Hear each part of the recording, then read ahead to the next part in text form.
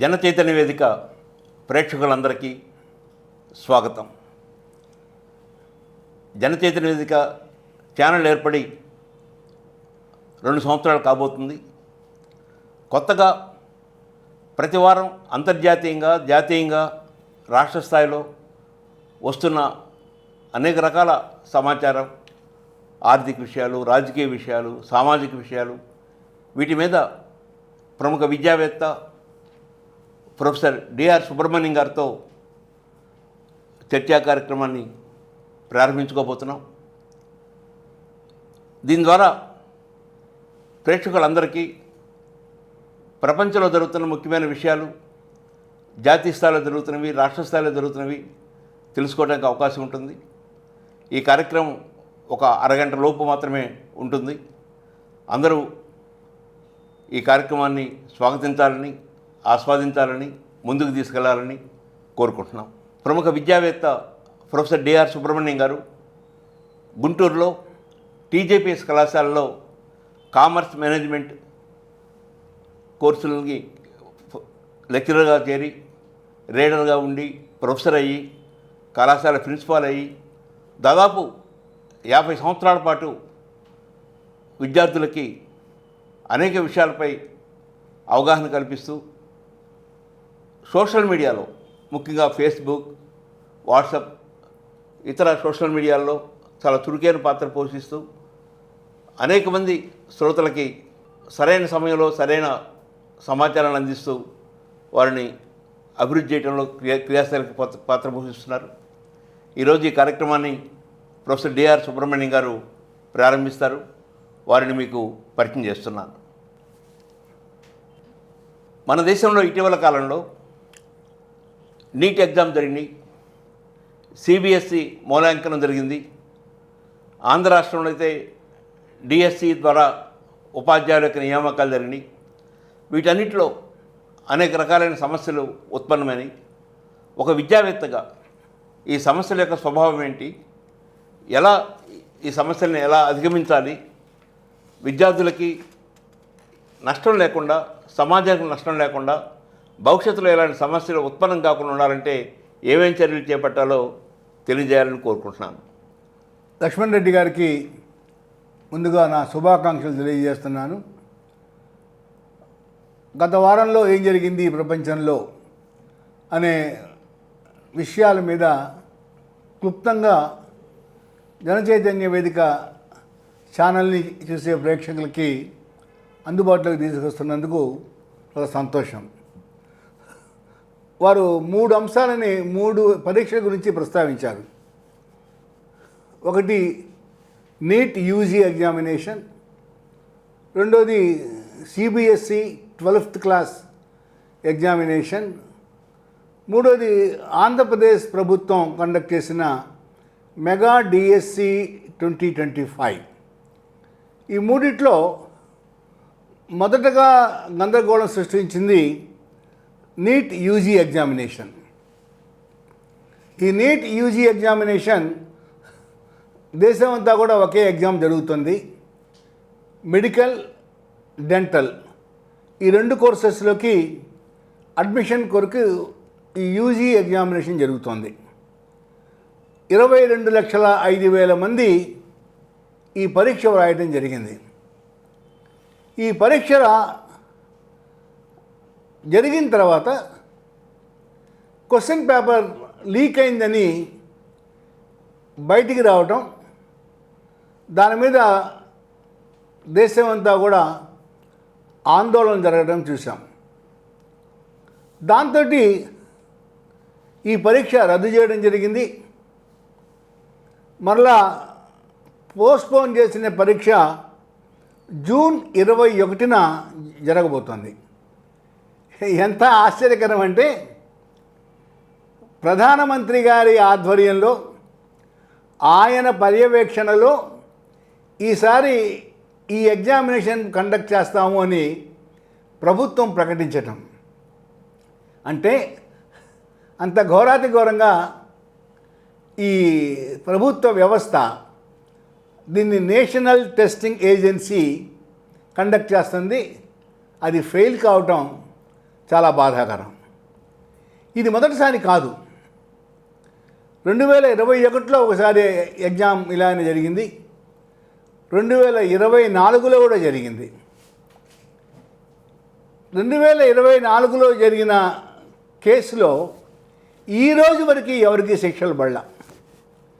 అంటే ఎవరో ఎక్కడి నుంచో ఈ తప్పు చేసిన వాళ్ళందరినీ కూడా రక్షిస్తున్నారు. అంటే ప్రభుత్వంలో భాగస్వాములుగా ఉన్న రాజకీయ పార్టీల సభ్యులు ఎక్కడో ఎవరో ఏదో చేస్తున్నారు. దానివల్ల ఈ పరీక్షని గందరగోళం చేసే వాళ్ళ మీద నియంత్రణ కానీ భయం కానీ లేకుండా పోయింది. ఇవాళ ఈ నీట్ ఎగ్జామినేషన్ క్యాన్సిలేషన్ వలన విద్యార్థులందరూ గందరగోళంలో పడటం. నిన్ననే ఆకాంక్ష చతుర్వేది అనే అమ్మాయి నేను మరలా రాయలేని పరీక్ష అని ఆత్మహత్య చేసుకున్నది. అంటే ఇంతమంది పిల్లలు, 22 లక్షల మంది పిల్లలు దేశమంతా ఏ రాజస్థాన్ కోటాలోనో, షికార్లోనో, హైదరాబాదులోనో ఎక్కడెక్కడో తర్ఫీదు పొంది వేలు లక్షలు ఖర్చు పెట్టి పరీక్షలు వ్రాస్తే ఆ పరీక్ష లీక్ అయిపోయిందని తర్వాత తెలిసి ఆ ఎగ్జామినేషన్ కనుక రద్దయితే ఎంత బాధపడతారో మన ఇంట్లో మన పిల్లలు కనుక ఉంటే అది మనకి తెలుస్తుంది.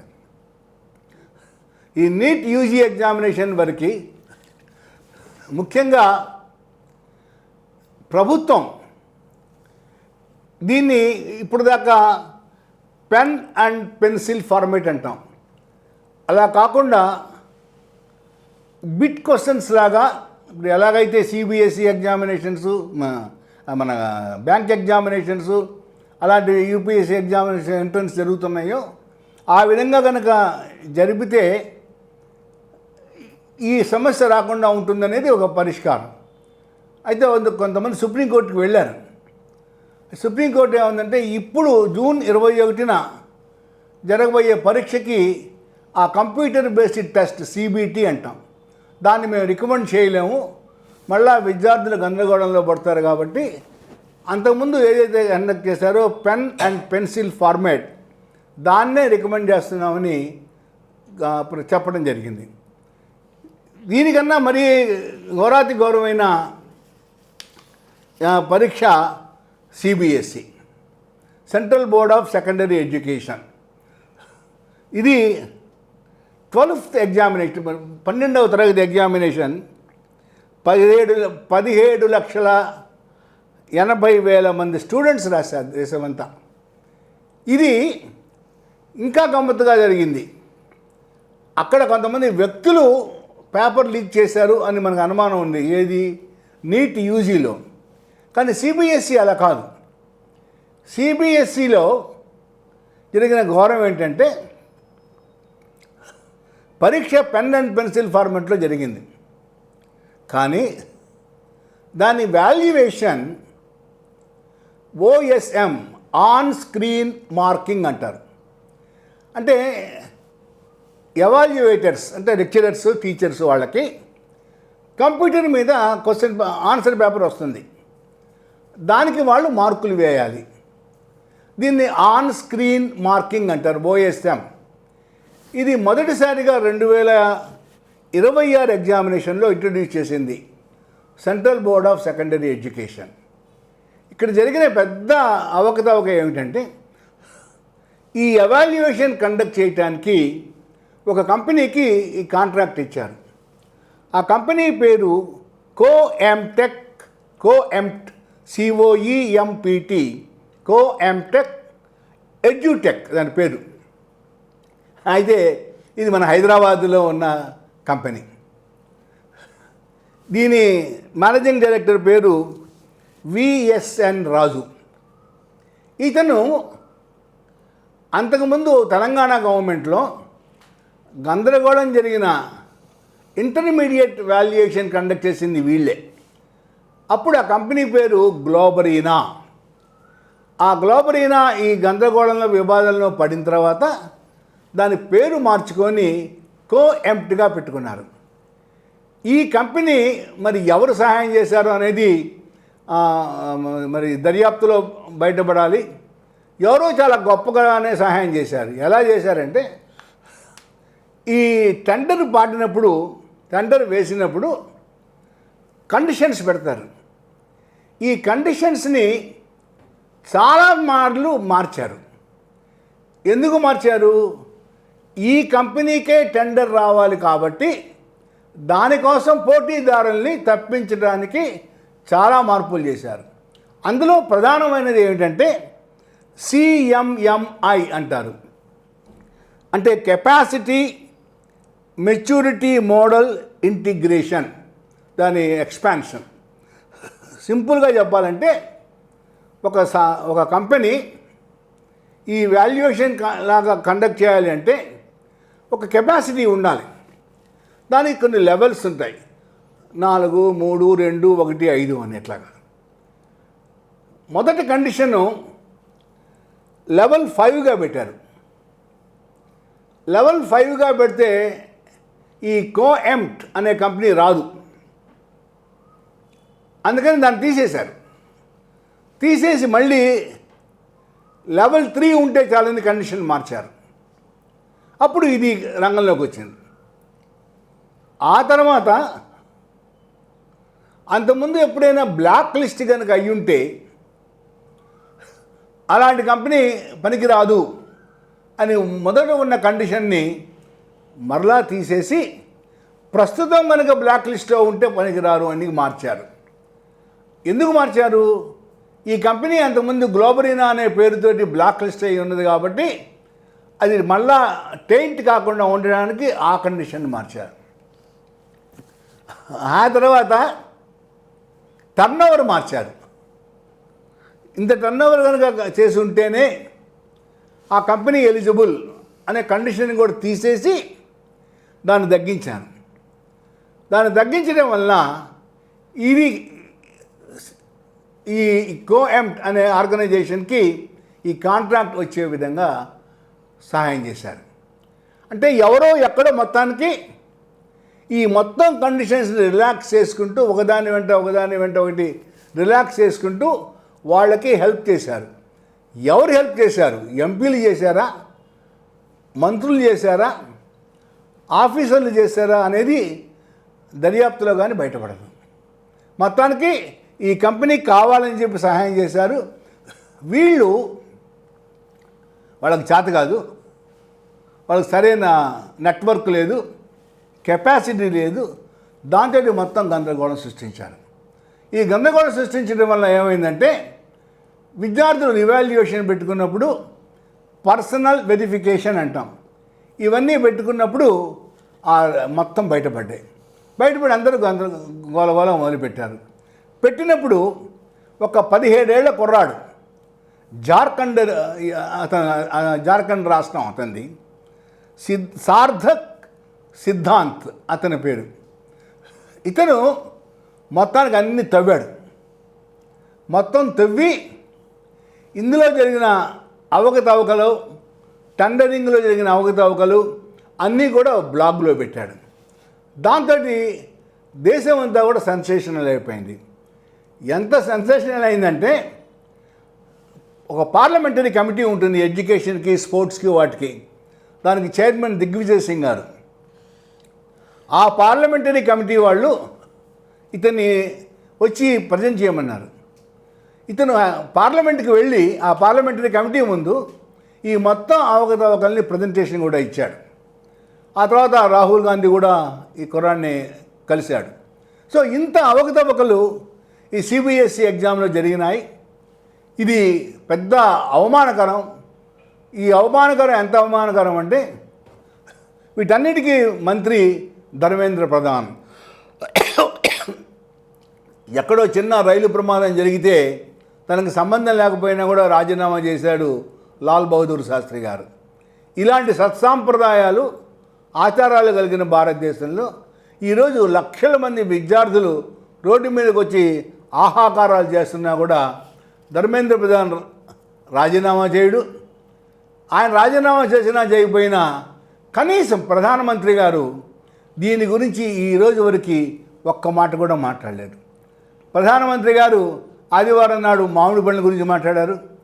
అక్కడక్కడ మంచినీళ్ళు ఎలా తాగాలి, మజ్జిగ ఎలా తాగాలి ఎండాకాలంలో, ఇవన్నీ చెప్తున్నారు. కానీ కొన్ని లక్షల మంది విద్యార్థులు నీట్ ఎగ్జామినేషన్ సుమారు 20 లక్షల మంది, సిబిఎస్ఈ 18 లక్షల మంది, ఇంతమంది రాసిన పరీక్ష ఇంత గందరగోళం అయితే కనీసం సానుభూతి కూడా ప్రధానమంత్రి గారు చెప్పబోవడం చాలా బాధాకరం. లక్ష్మణ్ రెడ్డి గారు ప్రస్తావించింది మూడోది మెగా డిఎస్సి. ఇది 2025లో ఈ మెగా డిఎస్సి జరిగింది. 16,347 పోస్టులకు జరిగింది. ఇక్కడ 2 రకాల వివాదాలు ఇప్పుడు మన రాష్ట్రంలో చోటు చేసుకుంటున్నాయి. నిన్ననే జగన్మోహన్ రెడ్డి గారు ఈ బాధితుల్ని వాళ్ళతో ఇంటరాక్ట్ కావటం ఇదంతా కూడా మనం న్యూస్ పేపర్స్లో చూసాం. ఒకటి ఏంటంటే SCERT, state council for education research and training, ఈ సంస్థలో అవుట్సోర్సింగ్ ఎంప్లాయీగా పనిచేస్తున్న నవీన్ అనే అతనికి స్టేట్ ఫస్ట్ ర్యాంక్ వచ్చింది. ఇదే సంస్థ ఈ క్వశ్చన్ బ్యాంక్స్ని తయారు చేయడంలో వాళ్ళకి కార్యక్రమం అప్పచెప్పబడింది. కాబట్టి అది జనానికి అనుమానం వస్తుంది కదా, సహజంగానే అనుమానం వస్తుంది. రెండోది ఏమిటంటే ఇతనికి యాక్సెస్ ఉన్నది క్వశ్చన్స్కి, ఇది వేరే వాళ్ళకి బయట వాళ్ళకి అమ్మలేదు, ఇవ్వలేదు అనే గ్యారంటీ లేదు. కాబట్టి ఎక్కడో అవకతవకలు జరిగినాయి అనేది సాధారణంగా అభ్యర్థుల్లో ఉండే అనుమానం, అదే చోటు చేసుకుంది. ఆ తర్వాత దీనికన్నా చాలా ఘోరమైన అనుమానాన్ని కలిగిస్తుంది ఏమిటంటే స్పోర్ట్స్ కోటా. చాలామందికి పీజీ కోర్సులు చేసిన వాళ్ళకి తెలుసు. ఉదాహరణకి మన ఎంబీఏలో అడ్మిషన్ కావాలి అంటే అందరూ ఎంట్రన్స్ టెస్ట్ రాయాల్సిందే. స్పోర్ట్స్ కోటాలో అప్లై చేసిన వాళ్ళకి ఎలిజిబిలిటీ ఉన్న తర్వాత ఆ స్పోర్ట్స్లో ఉన్న మెరిట్ ప్రకారం ర్యాంకింగ్లు ఇస్తారు, ఇచ్చి అడ్మిషన్ ఇస్తారు. కానీ ఇక్కడ అలా ఫాలో అవ్వాలా. ఇక్కడ ఏం చేశారు, అసలు పరీక్షే కండక్ట్ చేయలేదు. స్పోర్ట్స్ కోటాలో అప్లికేషన్ పెట్టుకున్న వాళ్ళకి పరీక్ష కండక్ట్ చేయకుండా ఉద్యోగాలు ఇచ్చారు. అయితే ఈ ఉద్యోగాలు కేవలం ఫిజికల్ ఎడ్యుకేషనల్ టీచర్స్గానే ఇచ్చుంటే కొద్ది గొప్ప క్షమించేయవచ్చు. కానీ ఇందులో వీళ్ళు ఇతరులాగానే ఎస్జిటీలుగా వాటిగా వీటిగా కూడా అన్నిటికీ ఉద్యోగాలు రాబడ్డాయి. ప్రభుత్వం చంద్రబాబు నాయుడు గారు ఈ డిఎస్సి ఎగ్జామ్ గురించి మాట్లాడితే క్రిమినల్ కేసులు పెట్టండి అని అధికారులకు చెప్పారు. అది న్యాయం కాదు. ప్రజలకు వచ్చిన అనుమానాన్ని నివృత్తి చేయవలసిన బాధ్యత ప్రభుత్వానికి, అధికారులది. అలా చెప్పకుండా మిమ్మల్ని అరెస్ట్ చేస్తాము, కేసులు పెడతాము అనేది చాలా అన్డెమోక్రటిక్, అప్రజాస్వామికం. మళ్ళీ ఇక్కడికి వచ్చేటప్పటికి వీళ్ళు ఎలాంటి ఎంట్రన్స్ ఎగ్జామినేషన్ లేకుండా, డిఎస్సి ఎగ్జామ్ రాయకుండా కేవలం స్పోర్ట్స్ ప్రొఫిషియన్సీ మీద మేము ఉద్యోగాలు ఇచ్చామని చెప్తున్నారు. సరే, ఆ ఉద్యోగాలు ఎంతవరకు కరెక్ట్గా ఇచ్చారు ఏమిటి అనేది అపోజిషన్ పార్టీల వాళ్ళ ఎలిగేషన్స్ చాలా ఉన్నాయి. దీని మీద ప్రభుత్వం ఒక శ్వేతపత్రాన్ని కనుక రిలీజ్ చేస్తే కొంతవరకు ప్రజల్లో ఉన్న అనుమానాలు నివృత్తి అవుతాయి. ఒకటి, ఈరోజు వరకు కూడాను సెలెక్టెడ్ క్యాండిడేట్స్ లిస్టు ప్రభుత్వం వెబ్సైట్లో పెట్టాల. ఏ కేటగిరీ కింద ఏ క్యాండిడేట్కి ఏ జిల్లాలో ఉద్యోగం వచ్చిందో ఆ వివరాలన్నీ వెబ్సైట్లో పెడితే ప్రజల్లో అనుమానం పోతుంది. 2, ఈ స్పోర్ట్స్ కోటాలు అపాయింట్ అయిన వాళ్ళందరికీ కూడాను వాళ్ళ క్రెడెన్షియల్స్ ఏమిటి, వాళ్ళ నేషనల్ ఆడారా, ఇంటర్నేషనల్ ఆడారా, ఇంటర్ స్టేట్ ఆడారా, ఈ డేటా కూడా వెబ్సైట్లో పెడితే ప్రజలకి కొంత అనుమానాలు పోతాయి. అలా కాకుండా మేము మిమ్మల్ని అరెస్ట్ చేస్తాము, చంపేస్తాము, పొడి చేస్తాము అనేది కరెక్ట్ కాదు. ఇలాగా ఈ 3 ఎగ్జామినేషన్స్ లక్ష్మణ్ రెడ్డి గారు ఏదైతే ప్రస్తావించారో ఈ మూడింట్లో కూడా ప్రైమా ఫేసి చాలా లోపాలు జరిగినాయి, అందులో అనుమానం లేదు. ముఖ్యంగా సిబిఎస్ఈ 12th, 2 నీట్ యూజీ చాలా ఘోరాతిఘోరంగా జరిగింది. ప్రధానమంత్రి గారు ఇప్పటికైనా దీని గురించి విద్యార్థులకి ప్రజలకి ఒక వివరణ ఇస్తే బాగుంటుంది, ఇవ్వాలని కూడా నేను కోరుకుంటున్నాను. ప్రొఫెసర్ డిఆర్ సుబ్రహ్మణ్యం గారు తన 50 సంవత్సరాల అనుభవంతో ఈ 3 నీట్ కానీ, సిబిఎస్ఈ కానీ, డిఎస్సిలో స్పోర్ట్స్ కోటా గురించి కానీ చాలా సవివరంగా చెప్పారు. ప్రొఫెసర్ సుబ్రహ్మణ్యం గారు, ఈ స్పోర్ట్స్ కోటా ఇప్పటివరకు స్వాతంత్రం వచ్చిన తర్వాత కొంత రిజర్వేషన్ ఉండటం, అనేక రకాల ప్రభుత్వ ఉద్యోగాలు కానీ, ఉన్నత విద్యకి ప్రవేశాలలో అవకాశం కల్పించడం కానీ ఇవి జరుగుతూ ఉన్నాయి. వీటన్నిటిలో కూడా పరీక్ష లేకుండా, అందరితో పాటు పరీక్ష రాయకుండా కేవలం స్పోర్ట్స్ సర్టిఫికేట్స్తోనే ఉద్యోగాలు పొందిన అవకాశం కానీ, ఉన్నత విద్యకి అనుమతి పొందిన అవకాశం కానీ గతంలో ఏమైనా ఉన్నాయా? నాకు తెలిసి ఎప్పుడూ లేదు, ఎక్కడా లేదు. సో ఇలాంటి ఘోరమైన తప్పు చేసిన రాష్ట్ర ప్రభుత్వం ఆ తప్పును ఒప్పుకోవటం కానీ, దాన్ని సవరించుకోవటం కానీ, లేదా 425 మంది యొక్క వివరాలు ప్రజల ముందు ఉంచి ఆ ఉత్తర్వులను రద్దు చేయటం కానీ, ఇలాంటి ప్రయత్నాలు చేయకుండా దీని గురించి ఎవరైనా మాట్లాడితే వారిని వదిలిపెట్టడం, వారు శిక్ష అనుభవిస్తారు, వారి మీద కేసులు పెట్టండి, వారిని అరెస్ట్ చేయండి అని భయపెట్టడం ద్వారా ఈ ఆధునిక సమాజంలో 21వ శతాబ్దంలో ఇది ఏ రకంగా న్యాయం అవుతుంది? ఇది ఒక సంక్షేమ ప్రభుత్వాన్ని నడిపే అధినేత మాట్లాడాల్సిన విషయాలైనా. మీరు చెప్పేదంటే ఇక పెద్దగా చర్చనీయాంశం కూడా ఏం లేదు. 100% యు ఆర్ రైట్. అది not correct on the part of the chief minister. ఆయన అలా అనకుండా ఉండాల్సింది. ఇప్పుడైనా కనీసం ఇన్ఫర్మేషన్ ప్రజల ముందు పెట్టాలి. ప్రజాస్వామ్యంలో పారదర్శకత, ట్రాన్స్పరెన్సీ చాలా important. Justice should be done, justice should appear to how been done. న్యాయం జరగాలి, న్యాయం జరిగింది అని ప్రజలకి తెలవాలి. దీని బాధ్యత ప్రభుత్వాన్ని. కాబట్టి ప్రభుత్వం ఎప్పుడైనా కూడా ఒక శ్వేతపత్రాన్ని రిలీజ్ చేయడం కరెక్ట్. Thank you sir. ఒక అంతర్జాతీయ విషయం చర్చించుకుందాం. ప్రధానంగా ఫిబ్రవరి 7 తేదీల్లో అమెరికా, ఇజ్రాయెల్ కలిసి ఇరాన్పై దాడి చేయటం, గత 4 నెలలుగా ఈ దాడుల పరంపర కొనసాగుతూ ఉండటం, అటు ప్రాణ నష్టం, ఆస్తి నష్టం, అనేక దేశాలకి ఆర్థిక నష్టం జరిగిన పరిస్థితిని చూస్తూ ఉన్నాం. భారతదేశంలో కూడా ముడి చమురు ధరలు పెరగటం, గ్యాస్ ధరలు పెరగటం, ఎరువుల ధరలు పెరగటం, వీటన్నిటితో పాటు ద్రవ్యోల్బణం పెద్ద ఎత్తున పెరుగుతున్న పరిస్థితిని చూస్తూ ఉన్నాం. ఈ యుద్ధం ముఖ్యంగా అమెరికా ముందు వెనుజులా మీద యుద్ధం చేసి అక్కడున్న అధ్యక్షుడి భార్యని తీసుకెళ్ళటం, అక్కడ చమురు నిక్షేపాలు బలంగా ఉండటంతో ఆ నిక్షేపాలన్నింటినీ అమెరికా సంస్థలకి ఒప్పజెప్పటం, అదేవిధంగా ఇరాన్లో కూడా చమురు నిక్షేపాలు పెద్ద ఎత్తున ఉన్నాయనే పరిస్థితిని గమనించి యుద్ధం చేయటం.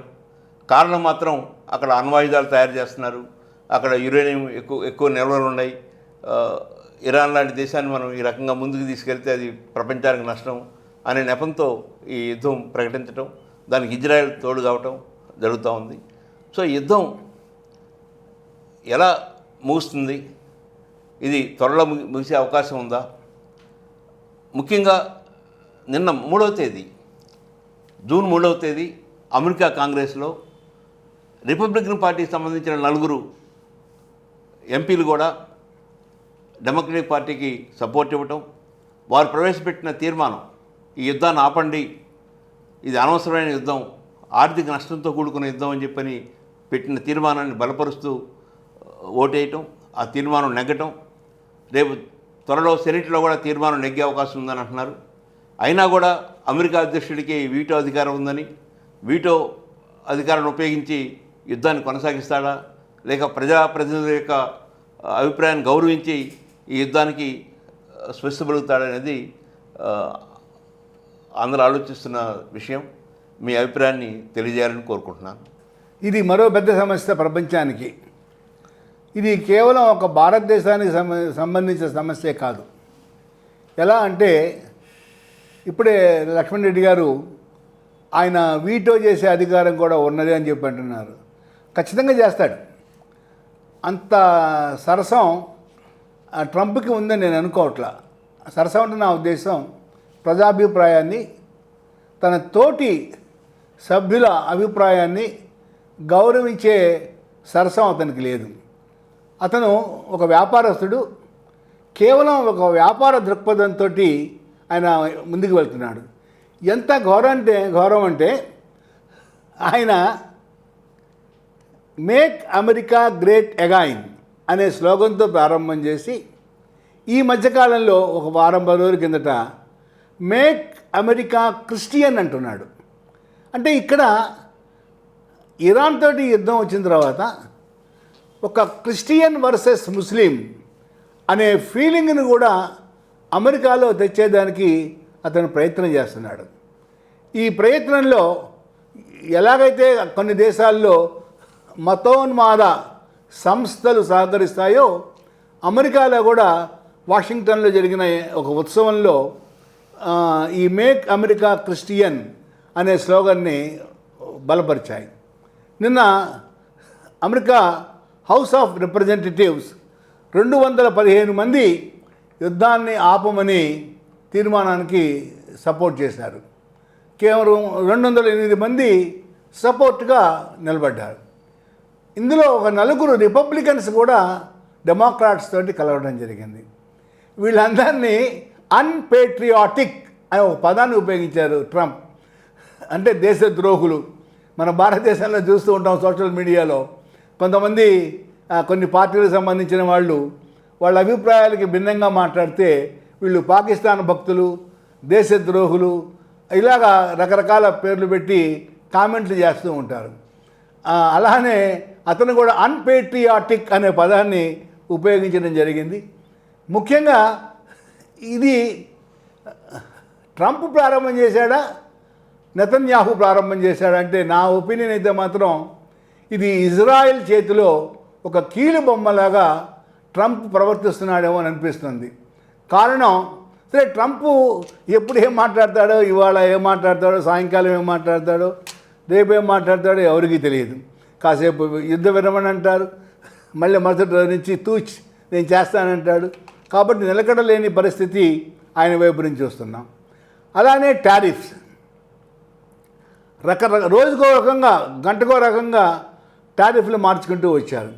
ఇవాళ భారతదేశానికి ఎంత టారిఫ్ అంటే బహుశా ప్రధానమంత్రి మోడీ గారు కూడా చెప్పలేరేమో. అంత అనిశ్చిత స్థితి ఇవాళ ప్రపంచంలో ఉన్నది, మన భారతదేశానికి కూడా ఉంది. ఇప్పుడు 12.5% మనతో పాటు ఒక 53 దేశాల మీద వేశాడు ఆయన నిన్నగాక మొన్న. దానికి ఆయన ఏమంటున్నారు, ఎక్కడైతే వెట్టి చాకిరీ లేక ఫోర్స్డ్ లేబర్ పనిచేస్తుందో అలాంటి కంట్రీస్ నుంచి వచ్చిన గూడ్స్ కాంపిటేటివ్గా ఉండవు, మేము చాలా బెటర్ కండిషన్స్ ప్రొవైడ్ చేస్తున్నాము అని ఒక వంకతోటి ఈ టారిఫ్ని విధించడం జరిగింది. ఈ టారిఫ్ మన భారతదేశం ముఖ్యంగా ఈ వెట్టి చాకిరీ అనేది పోయి కూడా చానాళ్ళే అయిపోయింది. ఇవాళ చాలా బెటర్ వర్కింగ్ కండిషన్స్ ఇవాళ భారతదేశానికి ఉన్నాయి. ఇవన్నీ కూడా చివరికి ఇప్పుడు ఆయన ప్రపంచ పోలీస్ లాగా అన్నీ ఆయన వెరిఫై చేయాలి, అన్నీ ఆయన డిటర్మిన్ చేయాలి.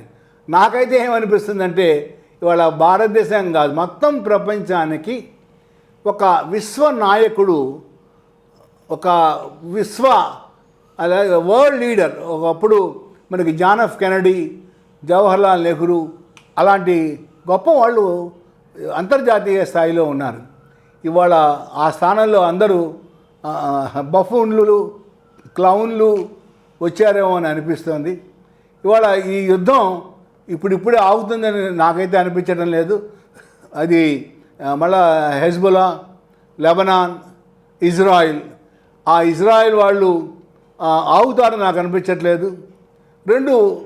ట్రంప్ ఫెయిర్గా మాట్లాడుతున్నాడు అని కూడా అనిపించట్లేదు. ప్రపంచానికి ఒకటి చెప్తాడు, నెతన్యాహు ఒకటి చెప్తాడు, ఎవరెవరికైతే చెప్తాడు. అంతా కూడా ఒక అన్ఫెయిర్ యాటిట్యూడ్ ట్రంప్లో కనిపించడం వల్ల ఈ యుద్ధం ఎక్కడికి వెళ్ళి ఆగుతుందో, ఎంత నష్టం చేకూరుస్తుందో, ముఖ్యంగా ఆర్థికంగా మన దేశానికి చాలా నష్టాన్ని చేకూర్చింది. ఎంత నష్టాన్ని చేకూర్చిందంటే ఇవాళ పెట్రోల్, డీజిల్ ఈ రేట్లన్నీ మన ఎలక్షన్స్ అయిందాక అలాగా ఒగ్గుపెట్టుకొని కూర్చున్నారు ప్రధానమంత్రి గారు. ఎలక్షన్స్ కాగానే మళ్ళీ అన్ని గబగబా రైజ్ చేసుకుంటూ వచ్చారు. ఇంకా ముందు ముందు ఏం జరుగుతుందో తెలియదు. బంగారం కొనొద్దన్నారు. దాంతో మొత్తం జ్యువెలరీ ఇండస్ట్రీ అంతా కూడా కొలాప్స్ అయిపోయింది. ఇలా రకరకాలుగా భారతదేశం మీద దాని ఇన్ఫ్లుయెన్స్ ఉన్నది. మరి ఈ ఇన్ఫ్లుయెన్స్ని ప్రధానమంత్రి గారి ఎకనామిక్ మేనేజ్మెంట్ సిస్టమ్ ఎంతవరకు సమర్థించగలదనేది అనుమానంగానే ఉంది. మరి ఇంకా 2-3 రోజులు పోతే కానీ ఈ దేశ ఆర్థిక వ్యవస్థని జాగ్రత్తగా ముందుకు తీసుకెళ్ళగలరా లేదా అనేది తెలవదు. Thank you sir. ప్రధానంగా అమెరికా లాంటి దేశాలలో ఈ ఆయుధ వ్యాపారస్తులు వారు పరిపాలన చేస్తున్నారని, వారు ఆయా ప్రభుత్వ అధినేతల్ని శాసిస్తున్నారని, వారికి వ్యాపారాల్లో అభివృద్ధి కావాలంటే ఏదో ప్రాంతంలో యుద్ధాలు జరుగుతూ ఉండాలి, వారి పాత ఆయుధాలన్నీ అమ్ముడు పోవాలి, మళ్ళా కొత్త ఉత్పత్తులు చేయాలి. ఆ దృష్టితో అక్కడక్కడ ఈ యుద్ధాలని ప్రేరేపించడం, ప్రోత్సహించడం, కొనసాగించడం అమెరికాకి సర్వసాధారణం అయిందనేది చాలామంది చెప్తున్నమాట. ఇక మన రాష్ట్రానికి వస్తే ఆంధ్రప్రదేశ్ ప్రభుత్వం ఏర్పడి 2 సంవత్సరాలు అయింది. ఈ 2 సంవత్సరాల్లో ఓ పక్కన సంపదను సృష్టిస్తాం, తద్వారా సమాజాన్ని ముందుకు తీసుకెళ్తామని చెప్తూ ఇటీవల కాలంలో మీరు పిల్లల్ని ఎక్కువ మందిని కనండి, అదే మీకు సంపదని అందిస్తుంది, మీ పిల్లలే మీకు సంపద అనే వైపు కూడా మాట్లాడుతున్న పరిస్థితి. ఇంకొక వైపు విపరీతంగా ప్రజల ధనాన్ని రకరకాల విన్యాసాలకి, రకరకాల కార్యక్రమాలకి, రకరకాల ఈవెంట్స్కి ఖర్చు పెడుతున్న పరిస్థితి. రేపు జూన్ 21వ తేదీ అంతర్జాతీయ యోగా దినోత్సవం. ఆ అంతర్జాతీయ యోగా దినోత్సవం రోజు యోగాంధ్ర అనే పేరుతో 1 కోటి మంది ప్రజల్ని సమీకరించాలని, వారికి యోగా అభ్యసనాలను నేర్పాలని, అనేక చోట్ల పుణ్యక్షేత్రాల్లో, టూరిస్ట్ ప్లేసుల్లో ఈ యోగా కార్యక్రమాలు నిర్వహించాలని, దీనికోసం నిన్ననే 10 కోట్ల రూపాయలు విడుదల చేయడం కూడా జరిగింది. గతంలో సీప్లేన్ అని, డ్రోన్స్ అని, బుల్లెట్ ట్రైన్స్ అని, లేక మెట్రో ప్రాజెక్టులని, అంతర్జాతీయ విమానాశ్రయం అని రకరకాల పేర్లతో ప్రజల్ని మభ్యపెడుతూ ఉన్న పరిస్థితి. వీటన్నిటికన్నా భిన్నంగా గత సంవత్సరం కింద స్థాయిలో ఉన్న పంచాయత్ సెక్రటరీ దగ్గర నుంచి అత్యున్నత స్థాయిలో ఉన్న చీఫ్ సెక్రటరీ, డీజీపీ దాకా మొత్తం ప్రభుత్వ యంత్రాంగానంతా 1 నెల రోజుల పాటు ఈ యోగాంధ్ర కార్యక్రమానికి కేటాయించారు. విశాఖపట్నంలో 3-4 లక్షల మందితో యోగా కార్యక్రమాన్ని నిర్వహించి కొన్ని వందల కోట్లు ఖర్చు పెట్టారు. చాలా ఆనందంగా కూడా చెప్తున్నాడు. దేశ ప్రధాని చాలా మెచ్చుకున్నాడు. అంటే ఆయన కళ్ళల్లో ఆనందం పొందటానికి ప్రజల సొమ్ముని ఇంత విపరీతంగా ఖర్చు పెడుతున్న పరిస్థితి చూస్తూ ఉన్నాం. ఒకప్పుడు చంద్రబాబు నాయుడు అలా ఉండేది కాదు. వాజ్పేయి లాంటి వాళ్ళు ఉన్నప్పుడు, తన మద్దతుతో కేంద్ర ప్రభుత్వం నడుస్తున్నప్పుడు వీరు కేంద్ర ప్రభుత్వాన్ని కొంత డిమాండ్ చేసేవారు, మా రాష్ట్రానికి ఇది కావాలి, అది కావాలి. కానీ ఈరోజు అదే పరిస్థితి కొనసాగుతున్నా ఎందుకో ఎక్కడో భయం. జైలు పాలవుతామని భయమా, లేక పాత తప్పులన్నీ బయటకు వస్తాయని భయమా, లేక మోడీ, అమిత్ షాల యొక్క గత 10-12 సంవత్సరాల యొక్క వారి యొక్క అనుభవాలను చూసిన తర్వాత, కేజ్రీవాల్ లాంటి వాళ్ళు, సిసోడియా లాంటి వాళ్ళు అనేక మంది జైలు పాలవుతున్న పరిస్థితిని గమనించిన తర్వాత సర్దుకుపోవాలనే తత్వం రావటం అర్థం కాదు. కానీ ఆయన కళలో మాత్రం ఆనందం చూడాలనే ఉద్దేశంతో ఈ యోగాంధ్ర అనే కార్యక్రమానికి ఇంత ఖర్చు పెడుతున్న పరిస్థితి. కేవలం డబ్బులు ఖర్చు పెట్టడమే కాదు, మొత్తం ప్రభుత్వ యంత్రాంగం అంతా కూడా. ఈ రాష్ట్రంలో అతి తక్కువ అక్షరాస్యత ఉన్న రాష్ట్రం ఇది. 36వ స్థానంలో ఉన్నాం. నిరక్షరాస్యత ఎక్కువ ఉంది, అసమానతలు ఎక్కువ ఉన్నాయి, పేదరికం ఎక్కువ ఉంది. ఇలాంటి సమాజంలో అధికార యంత్రాంగాన్ని, వీటిని ఈ సమస్యల పరిష్కారం కోసం వినియోగించాల్సిన యంత్రాంగాన్ని 1 నెల రోజుల పాటు పూర్తిగా ఈ యోగాంధ్ర కార్యక్రమానికి కేటాయించడం జరుగుతూ ఉందనిపిస్తుంది. 1 కోటి మందిని భాగస్వామ్యం చేయాలని చూస్తున్నారు. ఇది ఎంతవరకు సబబని, సమంజసమని మీరు అనుకుంటున్నారు? మీరు చాలా ప్రశ్నలని సంధించారు ఒకే దాంట్లో. మొదట యోగా తీసుకుందాం. Yoga it is a scientific breathing exercise. ఇది చాలామంది ఒక మిస్నామర్ ఏమిటంటే ఇదేదో సనాతన ధర్మంలో ఒక భాగము అనేది ఒక మిస్నామర్ కాదు. యోగా అనేది మొదటగా ప్రధానంగా ఒక బ్రీదింగ్ ఎక్సర్సైజ్. ఈ బ్రీదింగ్ ఎక్సర్సైజ్ చేయటం వలన, ఆసనాలు వేయటం వలన ఒకటి మన అంతర్గతంగా ఉన్న శ్వాసకోశ వ్యవస్థ మెరుగవుతుంది. రెండు, మన బాడీ ఫిట్నెస్ ఇంప్రూవ్ అవుతుంది, ఎగిలిటీ ఇంప్రూవ్ అవుతుంది. కాబట్టి యోగా ఇంపార్టెంట్. అయితే అతివృష్టి అనావృష్టి రెండు కూడా ఉండకూడదు. చంద్రబాబు నాయుడు గారు 2024లో ముఖ్యమంత్రి అయ్యారు. అయిన తర్వాత దానికి ఒక ఇంపార్టెన్స్ ఇవ్వాలని హడావిడి చేశారు, అంతా అయిపోయింది. ఒక అవేర్నెస్ క్రియేట్ చేశారు. సో ప్రతి సంవత్సరం కూడా అదే స్థాయిలో అన్ని కోట్ల రూపాయలు, అన్ని మ్యాన్ అవర్స్ అధికారులవి ప్రజలవి ఖర్చు పెట్టవలసిన అవసరం లేదు. అది మన లైఫ్ స్టైల్లో ఒక పార్ట్ అయిపోవాలి. ఉదాహరణకి నేను ప్రతిరోజు బ్రీతింగ్ ఎక్సర్సైజ్ చేస్తాను. చేసి నేను ఒక వీడియో తీసి అప్లోడ్ చేయను. అది మొహం కడుక్కున్నట్టు, పళ్ళు తోముకున్నట్టు, కాఫీ తాగినట్టు, అది కూడా ఒక పనే. అంతేగాని దానికి ఒక పెద్ద ఆర్భాటం, హడావిడి చేయకూడదు. అయితే మీరు అన్నట్లు మోడీ గారి కళ్ళలో ఆనందం చూడటానికి ఈ దేశంలో మోడీ గారిని అబ్జర్వ్ చేస్తున్న వాళ్ళు ఎవరైనా సరే, మోడీ గారి కళ్ళల్లో ఆనందం అనేది చాలా రాజకీయం, అపర చాణక్యం. ఆయన ఆనందపరచడం అనేది చంద్రబాబు నాయుడు గారు కదా, మరి ఎవ్వరికీ సాధ్యం కాదు. కేవలం ఆయన ఆనందంగా కనిపించవచ్చు కానీ లోపల విదిన్ వీల్స్ చాలా ఉంటాయి మోడీ గారికి. చంద్రబాబు నాయుడు గారు ఎంత తిప్పలు పడ్డా కూడా మోడీ గారి ప్రసన్నత సంపాదించుకుంటానికి సాధ్యం కాదనేది నా చాలా ప్రగాఢమైన అభిప్రాయం. తర్వాత రాజకీయాల్లో కంపల్షన్సే ఉంటాయి కానీ నైసిటీస్ ఉండవు. ఇవాళ వాజ్పేయి గారికి చంద్రబాబు నాయుడు గారి అవసరం ఒకప్పుడు ఎంత ఉందో అంతే అవసరం ఇవాళ మోడీకి కూడా చంద్రబాబు నాయుడు మీద ఉన్నది. వాళ్ళకి 230 సీట్లు ఉన్నాయి. కాబట్టి చంద్రబాబు నాయుడు గారి 21 పార్లమెంటు సీట్లు చాలా ముఖ్యమే. అయితే వాజ్పేయి నరేంద్ర మోడీ ఒకటి కాదు. వాజ్పేయి గారి మోడల్ ఆఫ్ పాలిటిక్స్ వేరు, నరేంద్ర మోడీ గారి మోడల్ ఆఫ్ పాలిటిక్స్ వేరు. ఈ మోడల్ ఆఫ్ పాలిటిక్స్కి మీకు క్లియర్గా చెప్పకపోయినా బాధితులే చంద్రబాబు నాయుడు. ఆ భయం ఆయనకి బాగానే ఉంది. వన్స్ బిటన్ ట్వైస్ షై అనే ఒక సామెత ఉంది. అలానే ఒకసారి దెబ్బతిన్నాడు కూడా చంద్రబాబు నాయుడు. ఆ భయం ఉంటే ఉండవచ్చు. రెండు తనకు ఆయనకి చాలా పొలిటికల్ నీడ్స్ ఉన్నాయి. లైక్ నారా లోకేష్ని ముఖ్యమంత్రిని చేయాలి, ఇలాంటివి కొన్ని ఉన్నాయి. కాబట్టి దానికి నరేంద్ర మోడీ గారి కోఆపరేషన్ అవసరం. కాబట్టి ఆయన్ని ప్లీజ్ చేయడానికి ఇవన్నీ చేస్తున్నారు. ఇవన్నీ కేవలం మోడీని ప్లీజ్ చేయడానికి చేయవలసిన అవసరం అయితే లేదు. రాష్ట్రానికి ఎంతవరకు అవసరమో అంతవరకే ఆయన ఆపాలి. ఈ 10 కోట్ల రూపాయలు ఖర్చు పెట్టడం, మ్యానవర్స్ అధికారులవి ప్రజలవి ఇన్ని మ్యానవర్స్ని వేస్ట్ చేయడం అనేది అనవసరం. యోగా అవసరం, యోగా కావాలి, అయితే ఆర్భాటం అనవసరం. ఇది నా ఉద్దేశం. Thank you sir. అంతర్జాతీయంగా ఐక్యరాజ్య సమితి కూడా యోగా ప్రాధాన్యతను గుర్తించి జూన్ 27వ తేదీన అంతర్జాతీయ యోగా దినోత్సవంగా ప్రకటించింది. చాలా దేశాల్లో అమలవుతూ ఉంది. కానీ యోగా అనేది ఒక వ్యక్తి ప్రశాంతంగా తనకు తను చేసుకునే ప్రక్రియ. కానీ దాన్ని ఒక జాతరగా, ఒక తిరణాలుగా 3-4 లక్షల మందిని ఒక చోట చేర్చడం ఇది మంచిది కాదని అనిపిస్తూ ఉంది. ఆంధ్ర రాష్ట్రంలోనే ఇటీవల కాలంలో ఈ అప్పుల భారం గణనీయంగా పెరిగింది.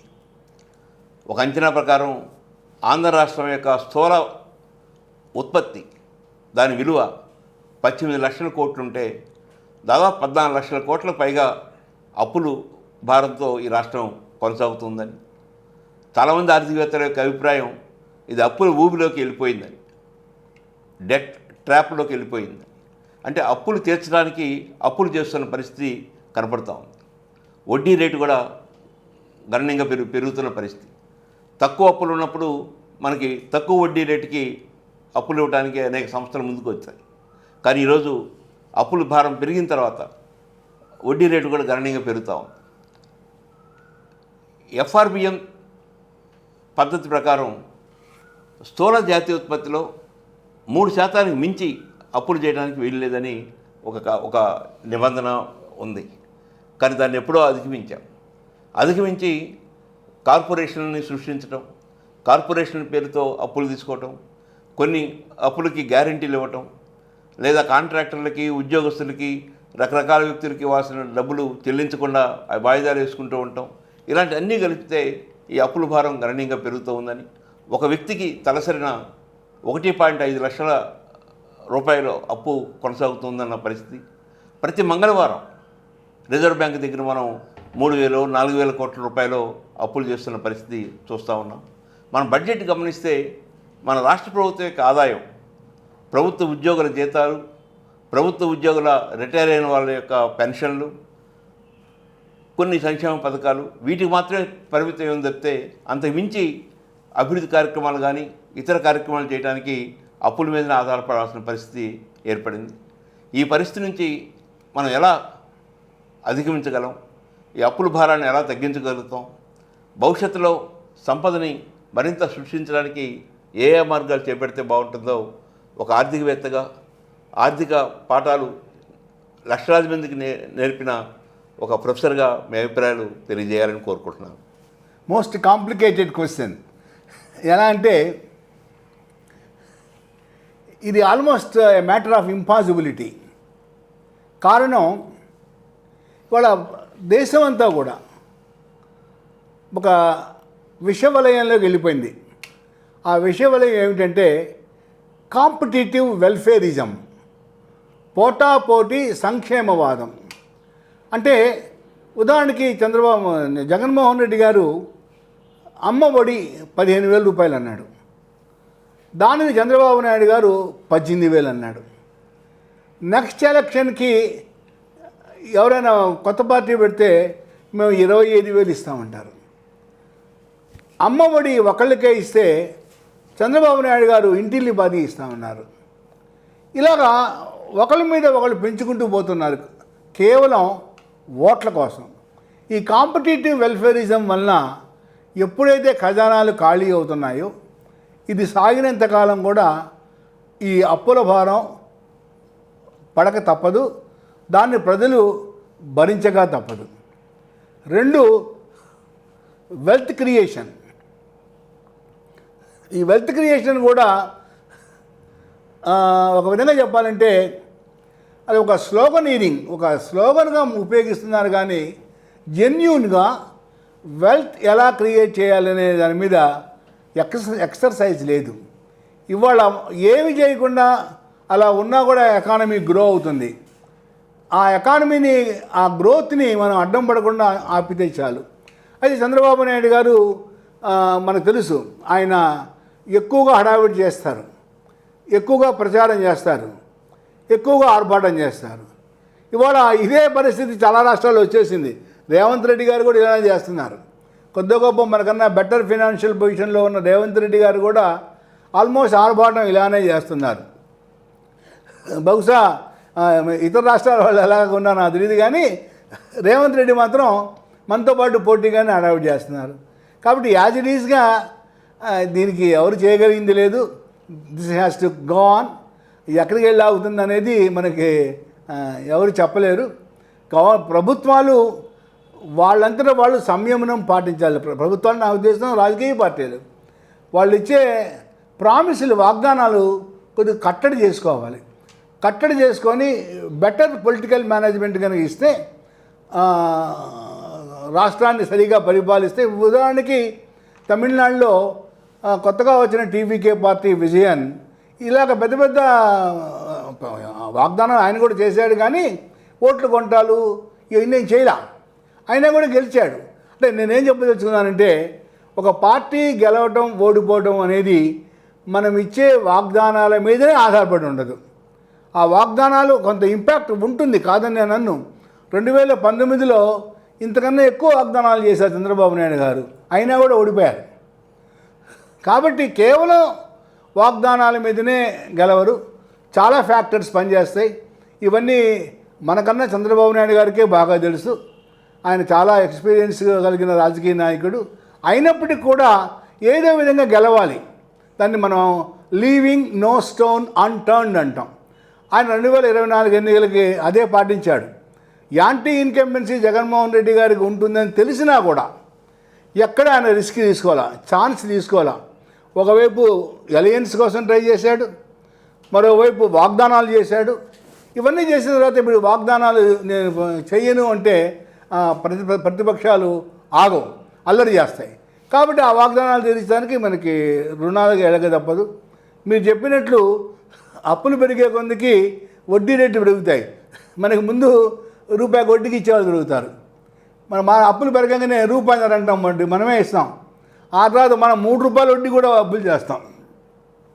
ఎందుకంటే మన కెపాసిటీ పోతుంది, మన క్రెడిట్ కెపాసిటీ తగ్గిపోతుంది, రేట్లు పెరుగుతాయి.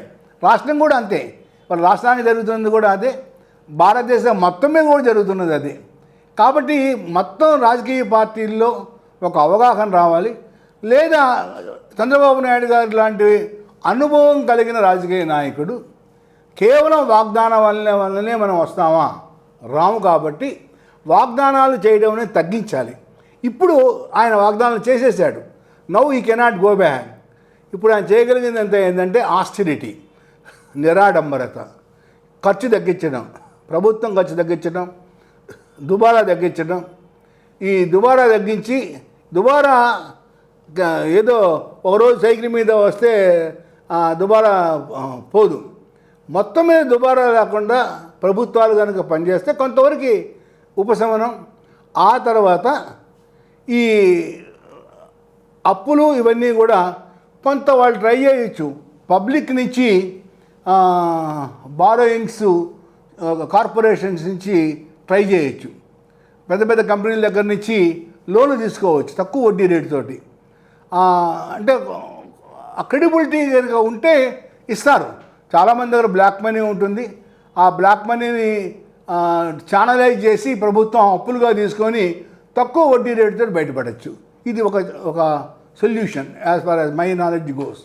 అంటే దేశవ్యాప్తంగా కూడా మనం పరిశీలిస్తే 2014 దాకా భారతదేశంలో కేంద్ర ప్రభుత్వం 55 లక్షల కోట్ల రూపాయలు అప్పు చేస్తే 2014 నుంచి 2026 మధ్య నేడున్న ప్రభుత్వం అప్పుల భారం 215 లక్షల కోట్లకి చేర్చింది. అంటే దాదాపు 155 లక్షల కోట్ల రూపాయలు కేవలం 12 సంవత్సరాల్లో అప్పులు చేసిన పరిస్థితి. గతంలోనేమో దాదాపు 67-70 సంవత్సరాల్లో ఆనాటి ప్రభుత్వాలు చేసిన అప్పు 55 లక్షల కోట్లు అయితే ఈరోజు ఈ స్థాయికి చేరింది. చాలా రాష్ట్రాల్లో కూడా ఈ పరిస్థితి కొనసాగుతూ ఉంది. సో చివరి ప్రశ్న,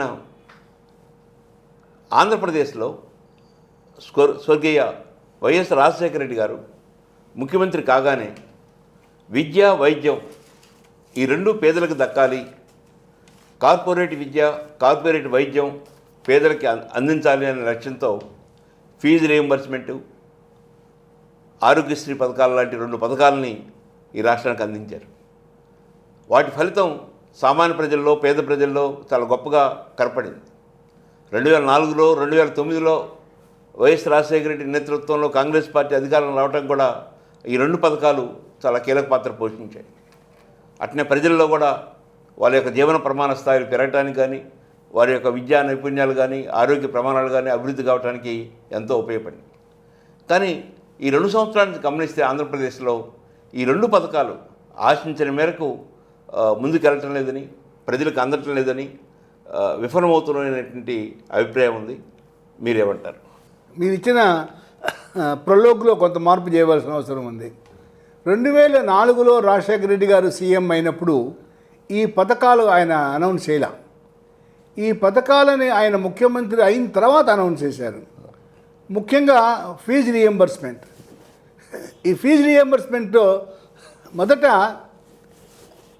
బీసీల వరకు ఎక్స్టెండ్ చేశారు. మన చిన్నప్పటి నుంచి కూడా ఎస్సీలకి ఎస్టీలకి మొదటి నుంచి ఉన్నది. రాజశేఖర రెడ్డి గారు బీసీలకి ఎక్స్టెండ్ చేశారు. నాకు బాగా గుర్తు. కేసీ రెడ్డి గారు స్టేట్ కౌన్సిల్ చైర్మన్గా ఉన్నారు.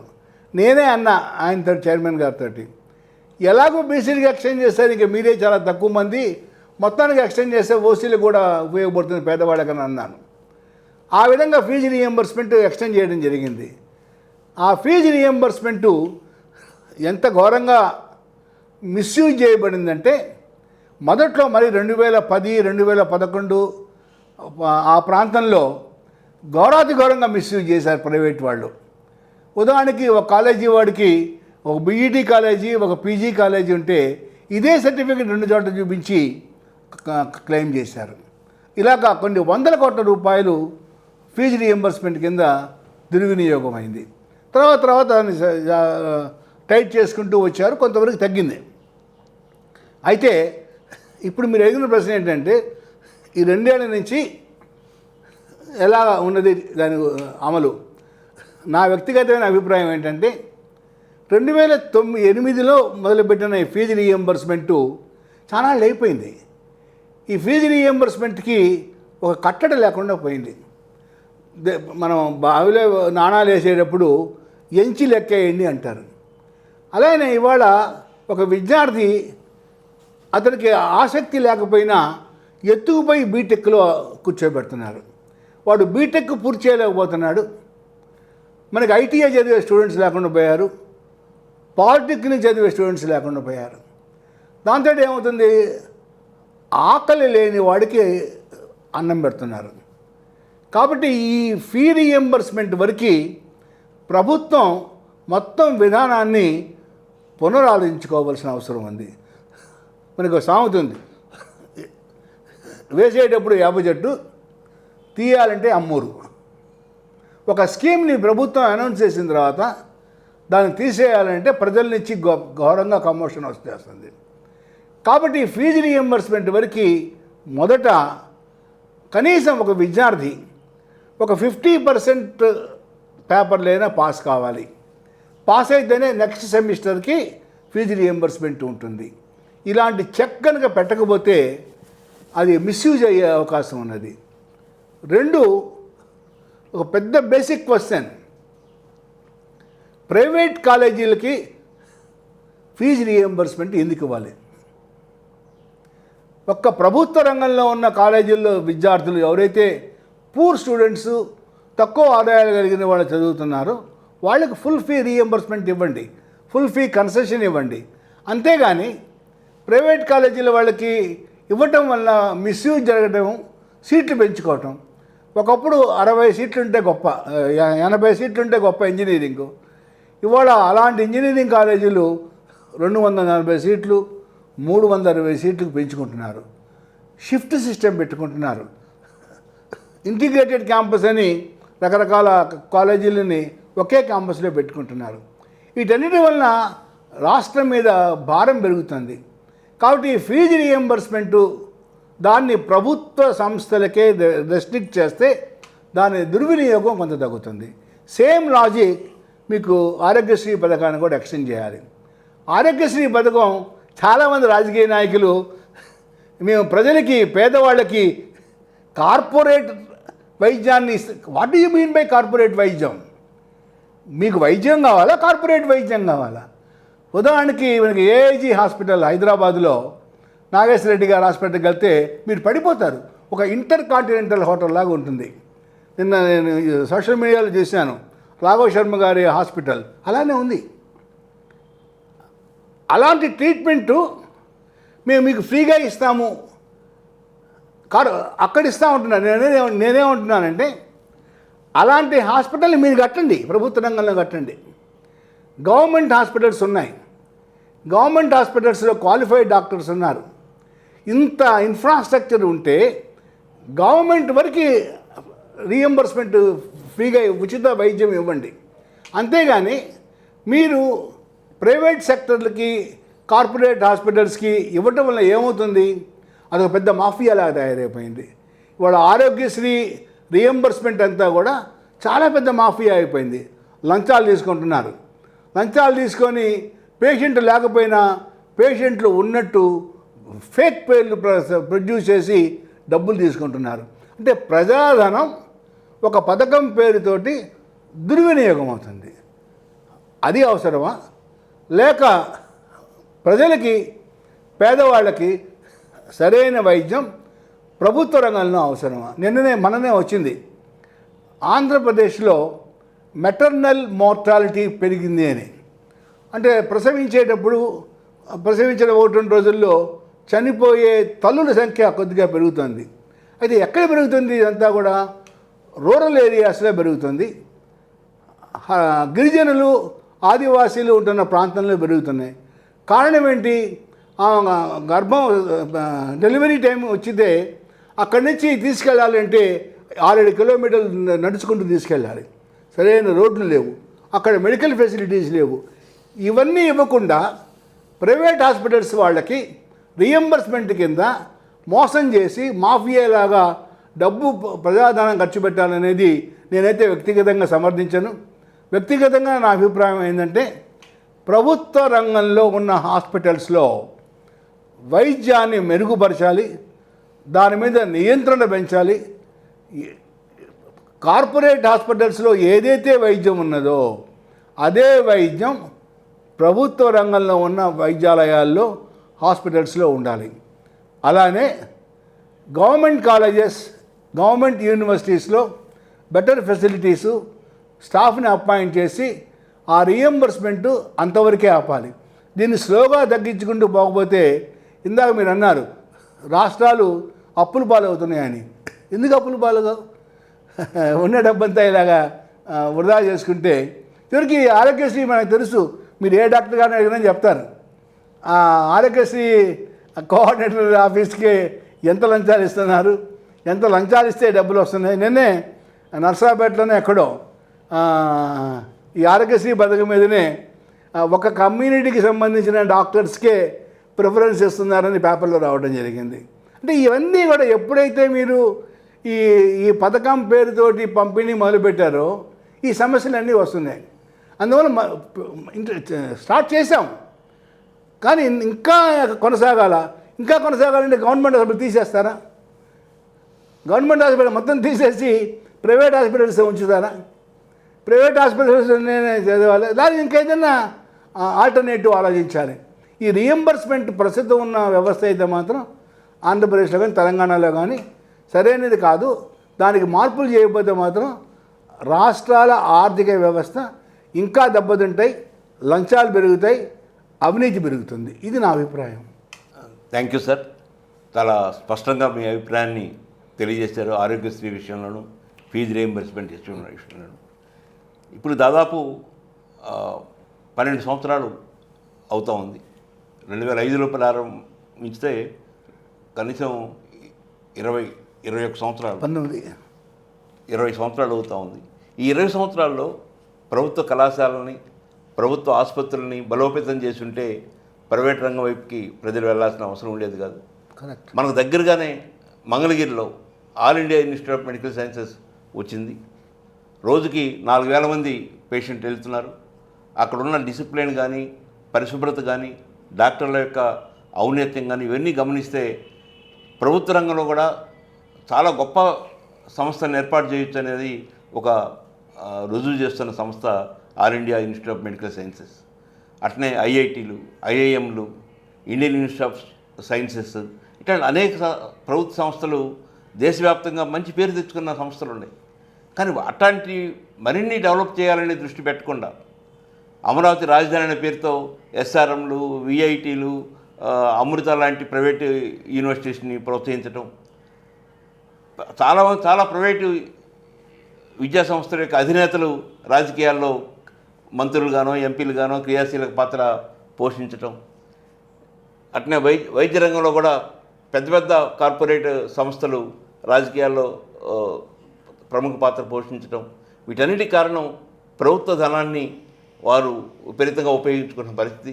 పేదలకు వైద్యం అందిస్తున్నాం, పేదలకి విద్యను అందిస్తున్నాం అనే పేరుతో ఎక్కువ అవినీతి జరుగుతున్న పరిస్థితి కూడా మనం గమనిస్తున్నాం. నెక్స్ట్ వారం మరొక ముఖ్యమైన అంశాలతో, ఈ వారంలో జరిగే ముఖ్యమైన అంశాలతో ప్రొఫెసర్ డిఆర్ సుబ్రహ్మణ్యం గారు మనతో ముచ్చటిస్తారు. Thank you. Lakshman Reddy garu, take up చేసిన ఈ కార్యక్రమం చాలా బాగుంది. వీటిల్లో ఒక ముఖ్యమైన డెవలప్మెంట్, మొత్తం భారతదేశాన్ని ఒక ఊపింది బొద్దింకల Janata party, cockroach Janata party, Abhijit Tipke. ఈ కుర్రాడు అమెరికాలో ఉంటూ దీన్ని స్టార్ట్ చేశారు. ఇది గత వారం 10 రోజుల్లో చోటు చేసుకున్న పరిణామాల్లో భారతదేశంలో చాలా ముఖ్యమైన పరిణామం. ఈ బొద్దింకల జనతా పార్టీ ఒక సుప్రీంకోర్టు చీఫ్ జస్టిస్, ఆయన గ్రాడ్యుయేట్స్ మీద, రైట్ టు ఇన్ఫర్మేషన్ యాక్టివిస్టుల మీద చేసిన ఒక అన్వారంటెడ్ కామెంట్ వలన పుట్టిన సంస్థ. ఏ సంస్థ ఎందుకు ఎప్పుడు పుడుతుందో మనకు తెలియదు, మొత్తానికి పుట్టింది. దీని ఆ ఫౌండర్ రేపు 6వ తారీఖు శనివారం నాడు ఢిల్లీలో జంతర్ మంతర్ దగ్గర ప్రొటెస్ట్ పెట్టబోతున్నాడు. ఈ ప్రొటెస్ట్ కూడా దేని మీద అంటే, ఇప్పుడు మీరు ఏదైతే విషయాలను ప్రస్తావించారో, సిబిఎస్ఈ, నీట్, వీటన్నిటి గురించి వ్యతిరేకంగా విద్యార్థుల రైట్స్ని ప్రొటెక్ట్ చేయడానికి రేపు ఆయన అక్కడ ప్రొటెస్ట్ కార్యక్రమం, నిరసన కార్యక్రమం టేకప్ చేయబోతున్నాడు. అయితే ప్రభుత్వం అనుమతి ఇస్తుందా లేదా అనేది చర్చనీయాంశంగా ఉంది. బహుశా ఇస్తే ఫిజికల్గా చేస్తాడు, లేకపోతే డిజిటల్గా చేస్తాడు. ఆయన సంస్థే డిజిటల్గా ఉద్భవించింది కాబట్టి ఈ వారంలో గత 10 రోజుల్లో భారతదేశంలో చోటు చేసుకున్న ఒక గొప్ప పరిణామం ఈ cockroach Janata party. This I just want to add.